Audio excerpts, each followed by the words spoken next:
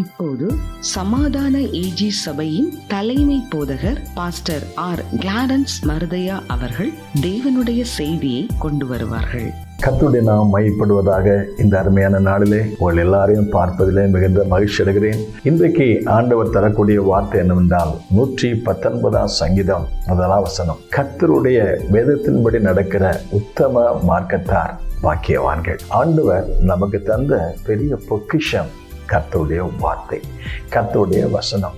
119 சங்கீதத்தை நான் கவனித்து பார்க்கும் பொழுது வேதம் என்கிற வார்த்தை சொல்லப்படுகிறது, பிரமாணம் என்கிற வார்த்தை சொல்லப்படுகிறது, சத்தியம் என்கிற வார்த்தை சொல்லப்படுகிறது.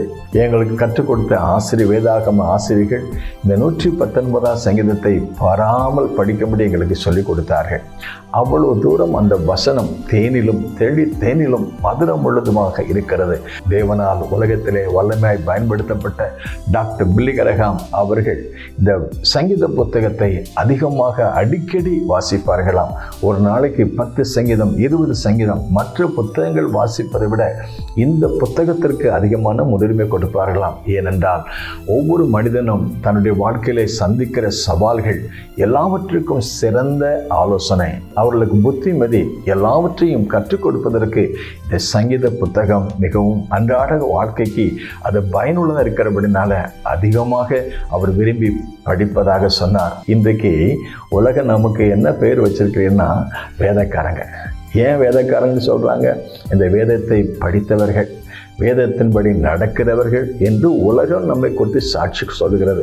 ஆகவே அருமையான தேவனுடைய பிள்ளைகளை, இந்த வேதத்தை முதலாவது கர்த்தர் கொடுத்த வார்த்தை வாசிப்போம், இரண்டாவதாக நேசிப்போம், மூன்றாவதாக நாம் செய்ய வேண்டிய காரியம் அதன்படி நடப்போம். வாசிக்கிறது நல்லது, நேசிக்கிறது நல்லது, அதைவிட அதன்படி நடப்பது அதைவிட மேலானது. திருவசனத்தை கேட்கிறவர்களாக மாத்திரமல்ல, அதன்படி செய்கிறவர்களாயிருங்கள். வேதத்தை கேளாதவனுடைய ஜெபம் அருவருப்பானது என்று சொல்லப்படுகிறது. ஆண்டோடைய வார்த்தையின்படி இந்த சங்கீதக்காரன் 119 சங்கீதம் 18 வசனம் வாசித்து பார்க்கும் பொழுது, ஆண்டவரே, உம்முடைய வேதத்தில் உள்ள அதிசயங்களை பார்க்கும்படி என் கண்களை திறந்தருளும்.